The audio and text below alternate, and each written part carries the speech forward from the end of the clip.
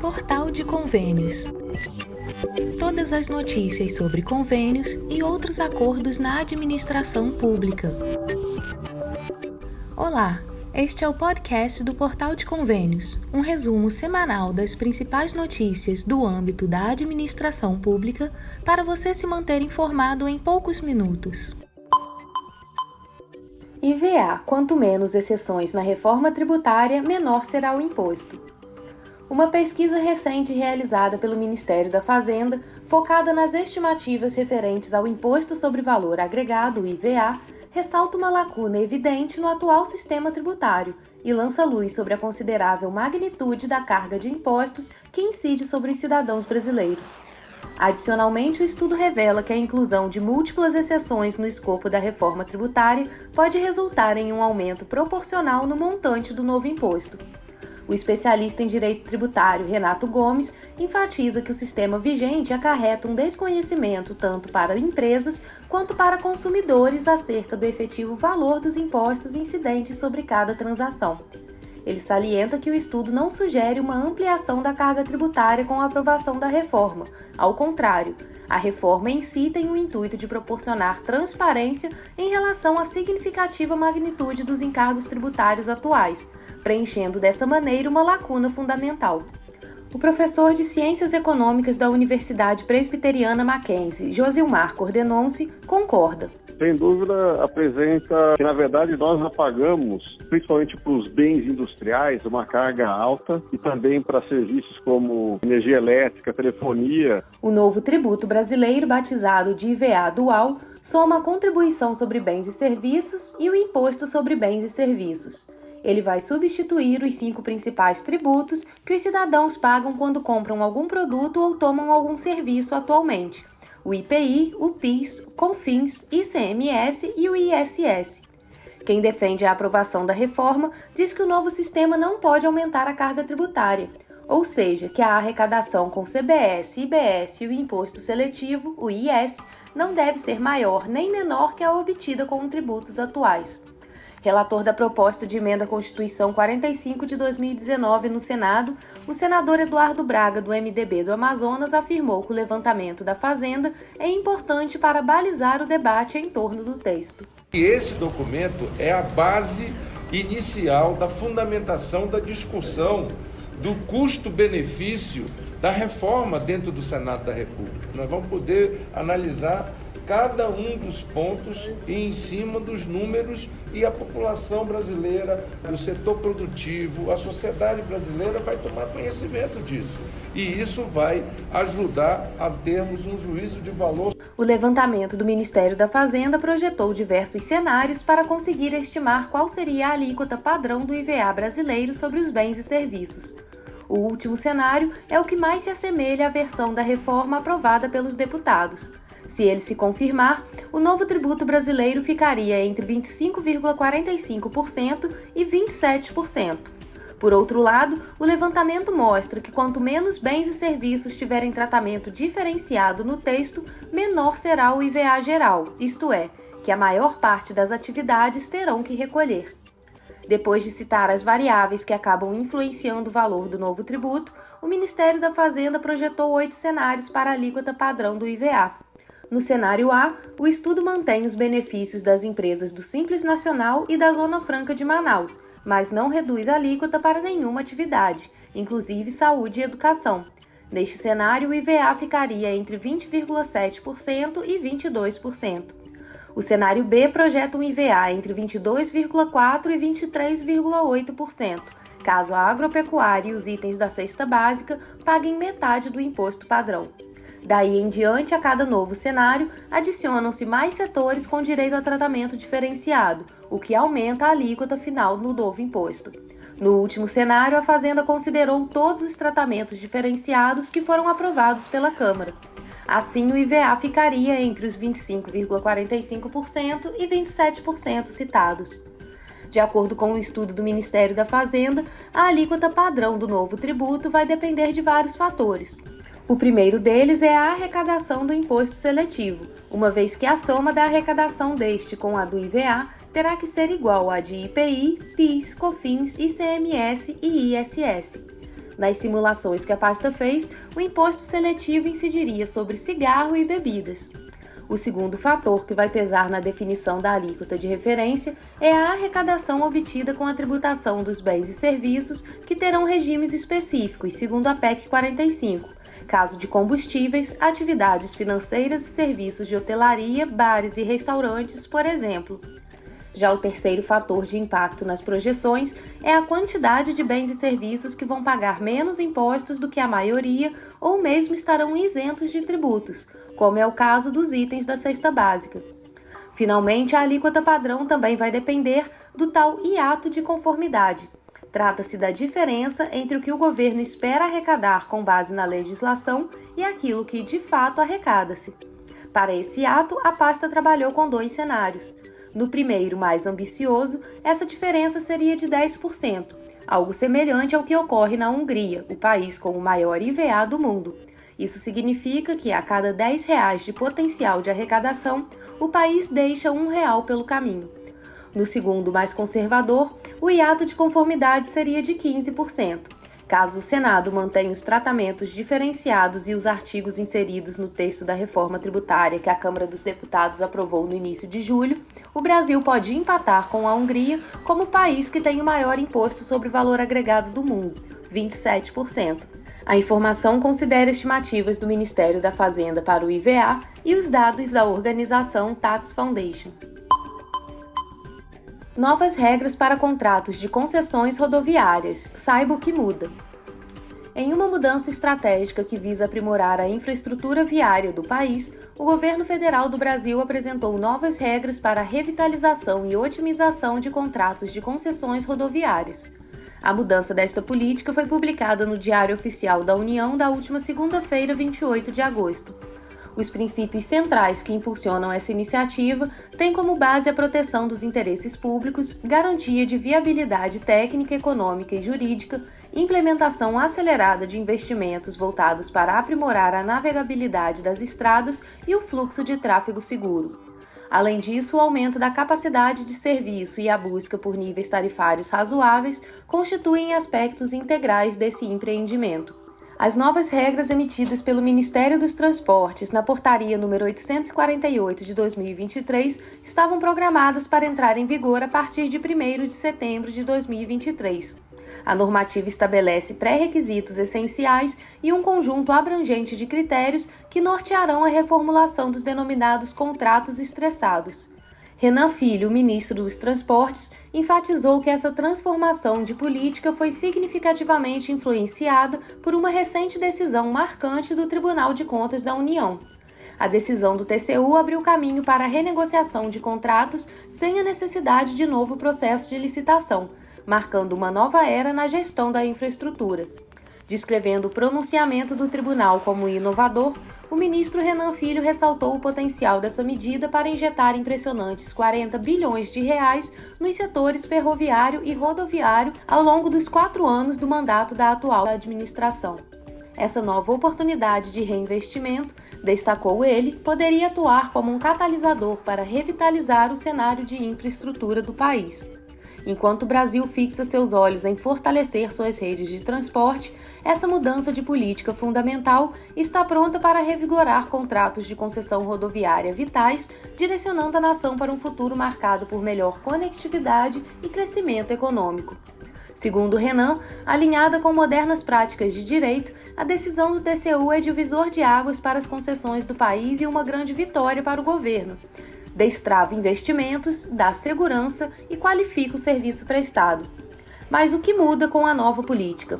Nesse contexto, o governo busca apresentar uma série de medidas abrangentes para readequar e otimizar contratos de concessão rodoviária, com o objetivo de aprimorar a infraestrutura viária do país, impulsionar investimentos e promover um sistema mais eficiente e seguro.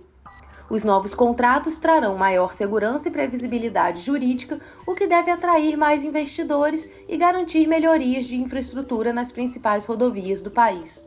Alguns destaques da nova política são demonstração de vantajosidade do termo aditivo, atualização de contratos de acordo com política pública, renúncia de processos judiciais e administrativos, início imediato de obras preferenciais, antecipação do cronograma de obras, ciclo de execução de obras de manutenção e restauração, ciclo de execução de obras estruturais, tarifa de pedágio reduzida, mecanismo de reclassificação tarifária, extensão contratual controlada, acompanhamento e fiscalização diferenciados e normas para o descumprimento. O acompanhamento e fiscalização dos novos contratos ficarão a cargo da Agência Nacional de Transportes Terrestres, a ANTT, que deverá contar com verificadores independentes para auditoria de tráfego e receita, avaliação do atendimento aos parâmetros de desempenho e avaliação técnica das obras em execução. A fiscalização deve ocorrer de preferência a cada 3 meses e, além da verificação de atendimento aos parâmetros pré-estabelecidos, fazer o acompanhamento da execução das obras. Já os estudos de vantajosidade, a minuta de termo aditivo e os pareceres técnicos e jurídicos deverão ser encaminhados pela ANTT à Secretaria de Controle Externo de Solução Consensual e Prevenção de Conflitos do TCU. Caberá à Corte de Contas providenciar a deliberação e a assinatura do novo termo aditivo em até 15 dias corridos após a formalização da solução pelo TCU. Caberá à Secretaria Nacional de Transporte Rodoviário dirimir dúvidas suscitadas na aplicação do disposto na portaria, sendo os casos omissos decididos pelo secretário executivo do Ministério dos Transportes, Jorge Santoro, o qual assina o texto publicado na edição de 28 de agosto do Diário Oficial da União. Mais detalhes sobre as mudanças podem ser conferidos em portalconvênios.com. Prefeituras param atividades em protesto contra a redução dos repasses do FPM. Ocorreu na última quarta-feira, 30 de agosto, uma manifestação de protesto que parou as atividades das prefeituras de diversas cidades do país. O objetivo do movimento era chamar a atenção do governo federal e do Congresso Nacional para a situação financeira dos municípios. Uma das principais queixas dos gestores municipais é a redução do valor dos repasses do Fundo de Participação dos Municípios, o FPM, que é uma importante fonte de recursos das cidades brasileiras. A Federação dos Municípios do Maranhão informou que os gestores do estado decidiram por unanimidade aderir à paralisação nacional. O presidente da entidade, Ivo Rezende, chamou a atenção para a gravidade da situação e destacou a importância da mobilização. Segundo ele, o momento é crítico e os municípios têm sido prejudicados pela redução dos repasses do FPM, pois esses recursos são fundamentais para garantir o funcionamento de áreas essenciais como saúde, educação e infraestrutura. Ele afirmou que a união dos municípios nesse movimento é essencial para sensibilizar as autoridades competentes. Considerando apenas o mês de agosto de 2023 e o mesmo mês do ano passado, a queda no valor repassado é de 19,91%. Vale ressaltar que a porcentagem já leva em conta a quantia prevista para o terceiro decêndio do mês de quase 3 bilhões de reais. O repasse estava previsto também para a quarta-feira, dia 30. Para o especialista em orçamento público César Lima, a queda nos repasses do FPM é sazonal, causada pelo freio no consumo e a condição pode mudar em breve. Que a tendência agora com a queda da Selic é que a gente retome. Tanto que a gente tem visto que nos últimos repasses de FPM, apesar de ainda estarem num valor abaixo do ano passado, eles estão numa curva ascendente no decorrer desse ano. Outro estado onde a mobilização está forte é no Ceará. Uma reunião da Associação dos Municípios do Estado do Ceará discutiu sobre a paralisação no dia 23 de agosto. O presidente da associação, Júnior Castro, se pronunciou após o encontro sobre a urgência de atrair olhares para as reivindicações do movimento municipalista. Estamos prevendo um movimento no dia 30 para despertar não só a sociedade local, mas principalmente a nível nacional, a necessidade de ajuda dos municípios. Nós viemos ao longo desse tempo tendo perdas de arrecadação, que hoje fazem com que muitos municípios estejam em situação bem complicada. No Rio Grande do Norte, os municípios também se mobilizaram para o dia 30, mas a questão não se concentra apenas na região Nordeste. No sul do país, por exemplo, a Associação dos Municípios do Paraná destaca a mobilização das prefeituras e a importância de zelar pela melhora na condição financeira dos municípios. Nos dias 28 e 29 de agosto, as reivindicações do movimento paranaense foram apresentadas aos parlamentares do Estado do Congresso Nacional, Assembleia Legislativa e nos governos estadual e federal. Na região norte, o presidente da Associação Tocantinense de Municípios e prefeito de Talismã, Diogo Borges, tem comentado sobre o momento difícil vivido pelas cidades do Tocantins. Segundo ele, os gestores ainda se depararam com a obrigatoriedade do pagamento dos pisos salariais, a exemplo do piso do magistério, que cresceu 53%. O FPM é um fundo advindo da arrecadação da União com os valores recebidos pela Receita Federal através do Imposto de Renda e o IPI. A prefeita de Pederneiras, no estado de São Paulo, Ivana Bertolini, reforça a importância do FPM para o município. A gente não sobrevive sem o FPM, então a gente não pode perder esse recurso de jeito nenhum. Um levantamento da Confederação Nacional de Municípios mostra que 51% dos municípios do Brasil estão no vermelho, gastando mais do que arrecadam. Além da queda do FPM, também são apontados como motivos do endividamento das cidades o represamento de emendas parlamentares e o atraso no repasse dos royalties de minérios e petróleo. Como o cooperativismo da Bahia faturou 7,5 bilhões em 2022. A Bahia testemunhou em 2022 um notável avanço no campo do cooperativismo, o que gerou um faturamento expressivo de 7,5 bilhões de reais. Este marco representa um aumento de 22% no faturamento das cooperativas baianas em comparação com 2021, solidificando uma média de crescimento consistente que perdura a uma taxa média de 20% ao longo dos últimos 6 anos. Os dados que traçam esse cenário promissor são provenientes do Sindicato e Organização das Cooperativas do Estado da Bahia, o OCEB. Uma análise detalhada desses números revela que o ativo social agregado das cooperativas estaduais, a soma de todos os ativos e direitos que têm o potencial de gerar recursos monetários, atingiu a cifra impressionante de 6,5 bilhões, um aumento de 22% em relação ao ano anterior. Simultaneamente, o capital social dessas cooperativas alcançou cerca de 702,4 milhões em 2022, registrando um acréscimo de aproximadamente 24% em comparação com o período precedente. Além disso, as sobras, a designação atribuída ao lucro no contexto cooperativista, alcançaram um valor de 178,5 milhões, o que representa uma elevação notável de 79% em relação a 2021.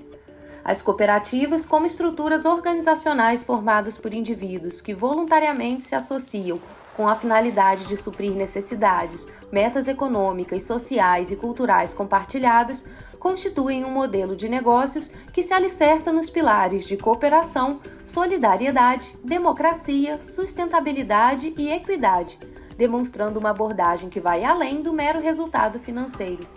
Sérgio Tec, o presidente do sistema OCEB, afirma que as cooperativas têm um significativo impacto socioeconômico onde atuam. Nós temos muita expansão das cooperativas no estado, tanto das cooperativas que são originárias da Bahia, como das cooperativas que estão oriundas de outros estados que estão se instalando para aproveitar o trabalho aqui no estado da Bahia e a expansão de seus mercados na Bahia. Segundo o mais recente anuário do cooperativismo, a Bahia registrou 154 cooperativas em 2022. O número mostra uma redução frente ao ano anterior, 185.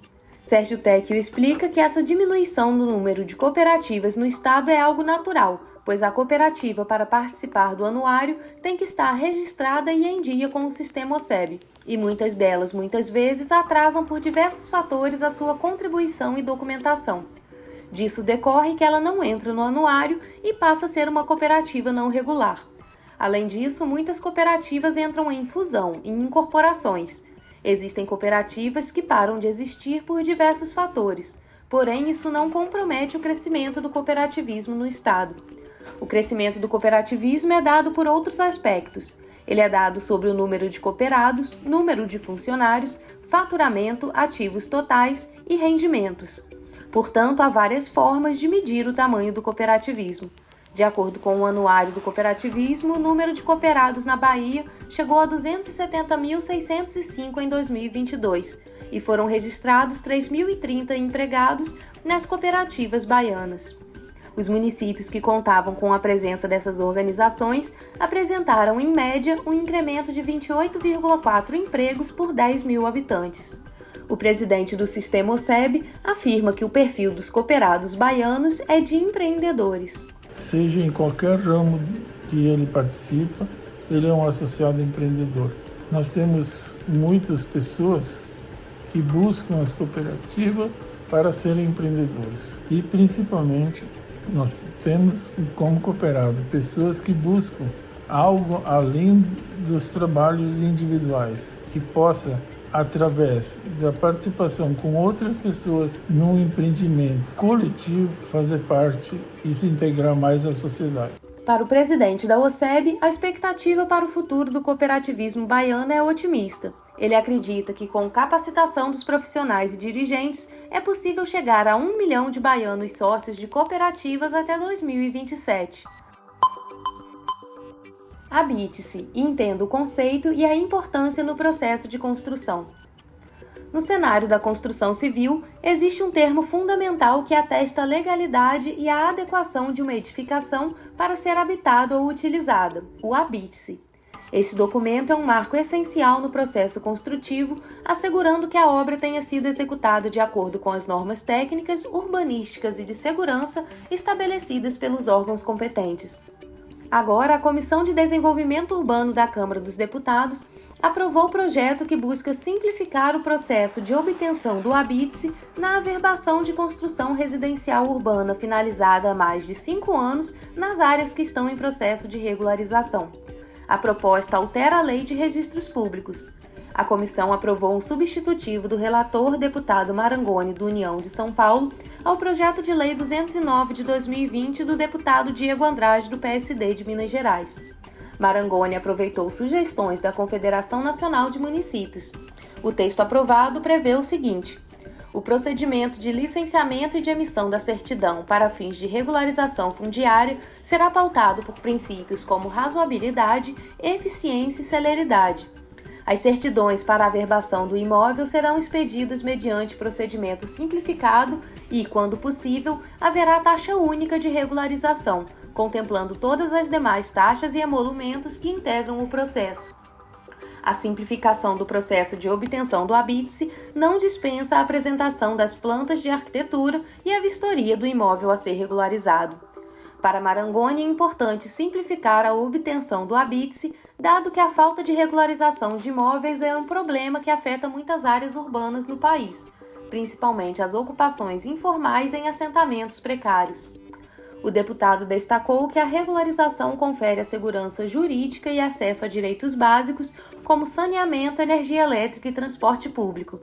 O projeto tramita em caráter conclusivo e será analisado agora pelas comissões de Finanças e Tributação e de Constituição e Justiça e de Cidadania. O habite-se, também conhecido como auto de conclusão ou alvará de habitação, é um documento emitido pela Prefeitura ou pelo órgão municipal responsável pela fiscalização das edificações.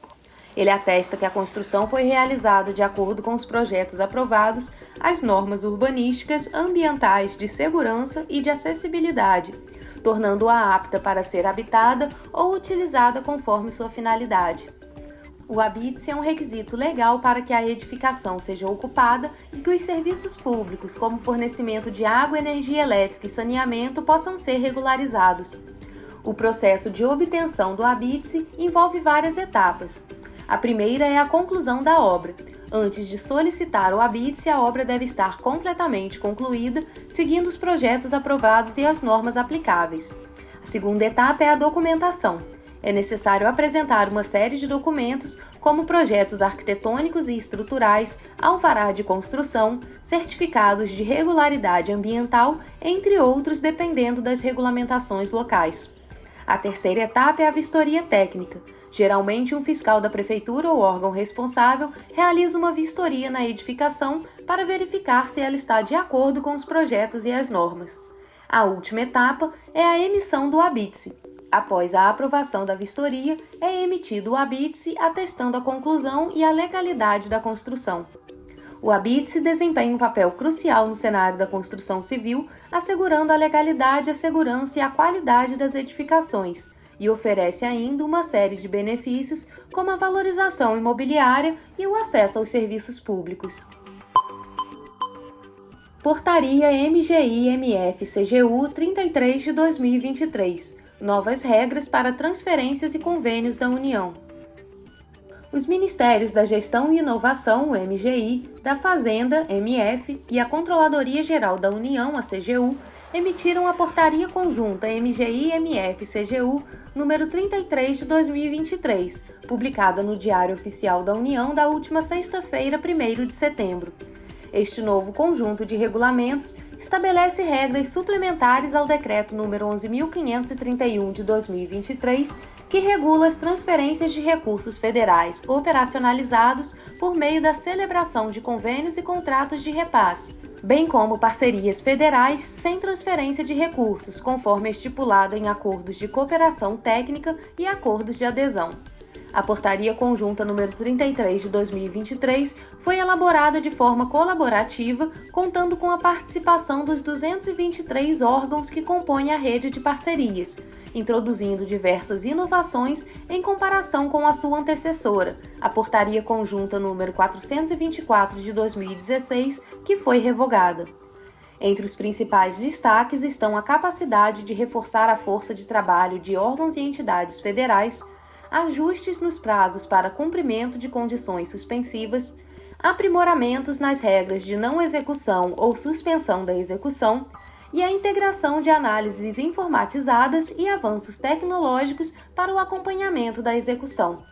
De acordo com a Diretoria de Transferências e Parcerias da União, essas inovações têm o potencial de influenciar positivamente a execução descentralizada das políticas públicas por meio do estabelecimento de parcerias entre o governo federal e outras entidades subnacionais. Além das inovações já destacadas, a Portaria Conjunta traz aprimoramentos adicionais que merecem atenção. Primeiramente, ela oferece maior flexibilidade no que diz respeito à reprogramação de projetos, especialmente no contexto da retomada de obras que estavam paralisadas. Isso significa que as entidades envolvidas têm mais margem para ajustar os cronogramas de execução de projetos conforme as circunstâncias demandarem. Além disso, a portaria estabelece de maneira mais detalhada as possibilidades em que a execução das atividades pelos entes federativos pode ser descentralizada por meio da celebração de outras parcerias. Isso cria um cenário mais claro e transparente para as diferentes formas de cooperação entre as partes envolvidas.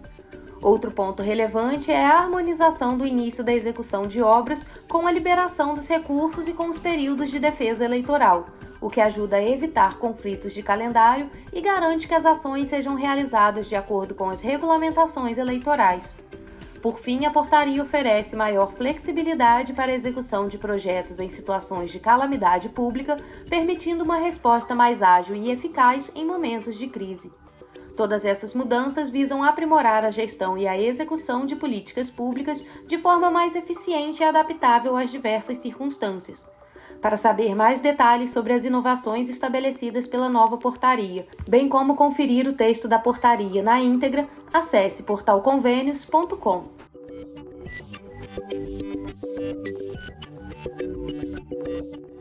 Você ouviu mais um podcast do Portal de Convênios, te atualizando sobre projetos, prazos e ações em administração pública. Continue se informando em nosso site portalconvênios.com. Até a próxima!